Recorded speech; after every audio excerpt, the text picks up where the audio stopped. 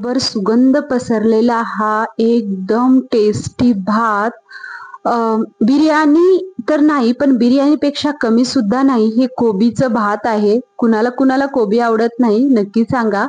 आणि हे खूप टेस्टी 10 ते 15 मिनिटात बनून तयार होते. सकाळच्या गडबडी घाईमध्ये, संध्याकाळी सुद्धा या कधीही आपण बनवून खाऊ शकतो. तर चला मग बनवूयात. प्रतिभास किचन मध्ये तुम्हा सगळ्यांचं खूप खूप स्वागत आहे. तर इथे मी 2 वाट्या सोना मसुरी तांदूळ घेतले. तर आता ते स्वच्छ धुवून घेतलेलं आहे. आता मी अर्धा तास भिजवण्यासाठी ठेवते. लगेच सुद्धा बनवू शकतो. भिजेपर्यंत आपण इथे 2 चमचे तेल, जिरा घेतलेला आहे.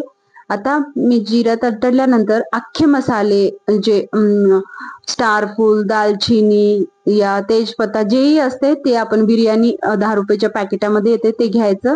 ते 2 ते 3 वेळेस होतं.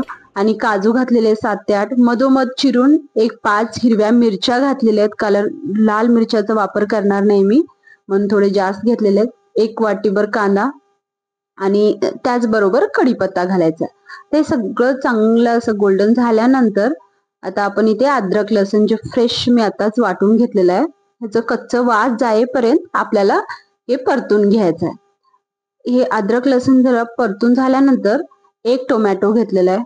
टोमॅटो आपल्याला स्मॅश म्हणजे असं बारीक होऊ द्यायचं. एकदम एकजीव मोठे मोठे फोडी ठेवायचं नाही, असं बारीक करून घ्यायचंय आपल्याला. आता हे सगळं आपल्याला मिक्स झाल्यानंतर हळद घातलेली आहे, पाव चमचा हळद, चवीपुरतं मीठ. मीठ मी नंतर घालणार नाही, लगेच घालायचं आणि मिक्स करून घ्यायचं. मस्त असं एकजीव झालेला आहे टोमॅटो. एक 2 मिनिटासाठी मी टोमॅटो एकदम मऊ होण्यासाठी असंच, म्हणजे कुकर लावायचं नाही, बस वरे झाकण ठेवायचं. 2 मिनिटानंतर काढल्यानंतर टोमॅटो एकदम स्मॅश झालेले आहेत.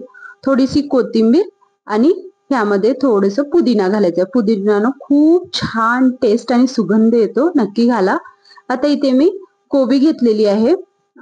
कोबी 1-1.5 वाटी असेल तशी कोबी. तुम्ही जास्त कमी सुद्धा करू शकता, असं काही नाही.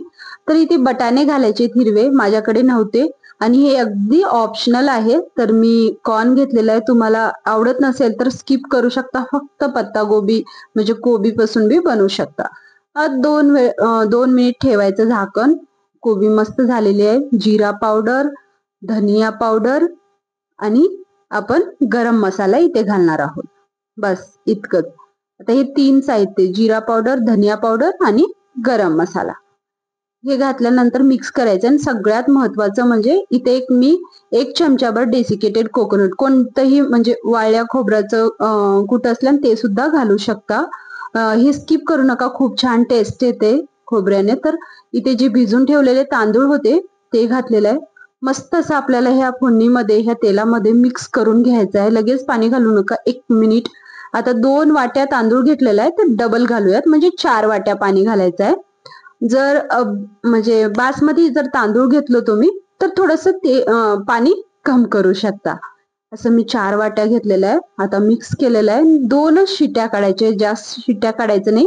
2 काढायचं, बंद करून टाकायचं. आता आपला भात रेडी आहे.